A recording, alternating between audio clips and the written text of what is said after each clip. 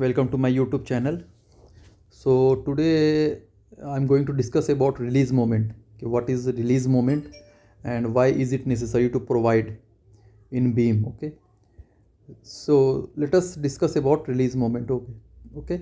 तो सबसे पहले ये याद रखना कि जो रिलीज़ मोमेंट प्रोवाइड की जाती है जब आप किसी भी स्ट्रक्चर्स की एनालिसिस करते हैं तो रिलीज़ मोमेंट जो प्रोवाइड की जाती है वो सिर्फ आरसीसी में प्रोवाइड की जाती है, ठीक है। And second thing is that कि रिलीज़ मोमेंट हम लोग हमेशा सेकेंडरी बीम में प्रोवाइड करते हैं। तो अब हम लोग को ये जानना होता है कि प्राइमरी बीम क्या होती है और सेकेंडरी बीम क्या होती है। तो देखो, सपोज़ ये एक कॉलम है, कॉलम से एक बीम कनेक्ट है and again this is your column, okay. And एक बीम ऐसे है, this is your column and ये बीम कनेक्ट है and this is your column, okay. तो इसमें प्राइमरी बीम कौन सी हुई? प्राइमरी बीम वो हुई जो कॉलम से कनेक्ट होती है, तो this is called primary beam, okay. तो इसे हम लोग प्राइमरी बीम कहेंगे। एंड सेकेंडरी बीम क्या होती है? वैसी beam which does not connect with the column, जो कॉलम से कनेक्ट नहीं हो रही है लेकिन बीम से कनेक्ट है। तो देखो, ये जो बीम आपकी देख रहे हो, ये बीम क्या है? इस बीम से कनेक्ट है, इस बीम से कनेक्ट है, लेकिन ये कॉलम से कनेक्ट नहीं है ना, तो this is called secondary beam. इसे हम लोग सेकेंडरी बीम कहते हैं, ओके। तो अब हम लोग ये देखते हैं कि रिलीज़ मोमेंट जो प्रोवाइड की जाती है क्यों की जाती है। तो रिलीज़ मोमेंट जनरली जो प्रोवाइड की जाती है वो to reduce the negative bending moment that will occur at the support of the beam. मतलब ये जो बीम होती है ना, बीम की जो सपोर्ट है, इस जगह पर निगेटिव बेंडिंग मोमेंट जनरेट होती है। तो निगेटिव बेंडिंग मोमेंट को रिड्यूस करने के लिए, इग्नोर करने के लिए हम लोग रिलीज़ मोमेंट प्रोवाइड करते हैं। अब देखो, अगर इन केस ये एक आपकी कॉलम है,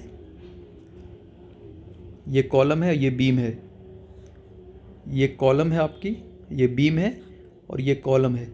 अगर इन केस अगर आप इस केस में आप रिलीज़ मोमेंट नहीं प्रोवाइड करोगे तो क्या होगा?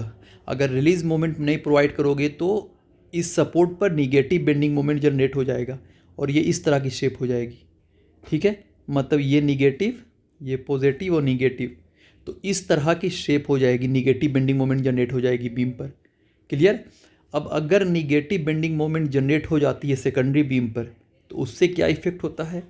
तो उसका इफ़ेक्ट डायरेक्ट प्राइमरी बीम पर जाएगा और प्राइमरी बीम पे क्या होगा? ट्विस्टिंग बेंडिंग मोमेंट जनरेट हो जाएगा।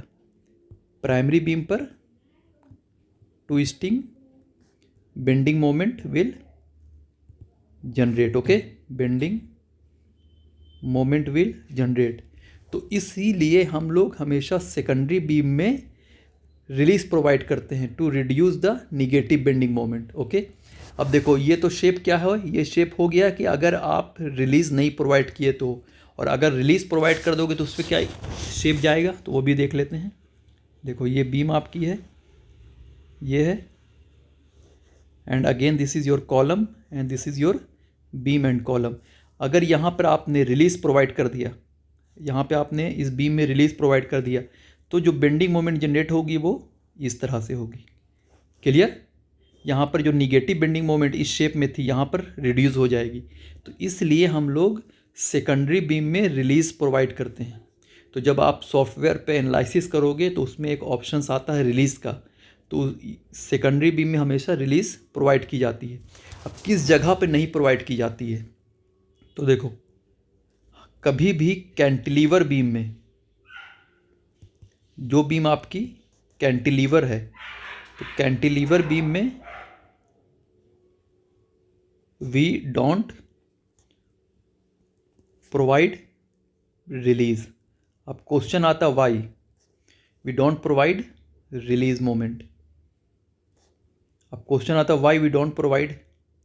तो देखो, क्या होता है कि हमेशा जब भी रिलीज प्रोवाइड की जाती है वो सपोर्ट पे प्रोवाइड की जाती है to reduce the negative bending moment at the bottom of the beam. अब in the case of cantilever beam क्या होती है? देखो, one end fixed, other end free, this is your cantilever beam. तो in the case of cantilever beam में जो negative bending moment generate होती है वो क्या होती है? टॉप पर होती है, ठीक है ना, ये टॉप पर जनरेट होती है। तो इस वजह से ही हम लोग इन the case of cantilever beam में रिलीज़ नहीं प्रोवाइड करते हैं, ठीक है, क्योंकि रिलीज़ हमेशा जो प्रोवाइड की जाती है वो बीम के बॉटम में प्रोवाइड की जाती है, जहाँ पर निगेटिव बेंडिंग मोमेंट जनरेट होती है। But in the case of cantilever beam में जो निगेटिव बेंडिंग मोमेंट होती है वो टॉप पर होती है। इसीलिए अकॉर्डिंग टू IS कोड ये प्रोविज़न है कि in the case of cantilever beam there is no need to provide the release. Okay, तो आई थिंक आपको समझ में आ गया होगा कि रिलीज़ मोमेंट क्या होती है और इसकी इम्पोर्टेंस क्या है, ठीक है, और किस जगह पर आपको प्रोवाइड करनी होती है रिलीज़ मोमेंट और किस जगह पे प्रोवाइड नहीं करनी होती है। तो आई होप आज के लिए इतना ही हम लोग रहने देते हैं। कल एक नए टॉपिक के साथ फिर हम लोग आएंगे। अगर इस लेक्चर्स में, इस टॉपिक में अगर आपको थोड़ा सा भी प्रॉब्लम है तो you can directly message me, I will clear. Okay, thank you so much.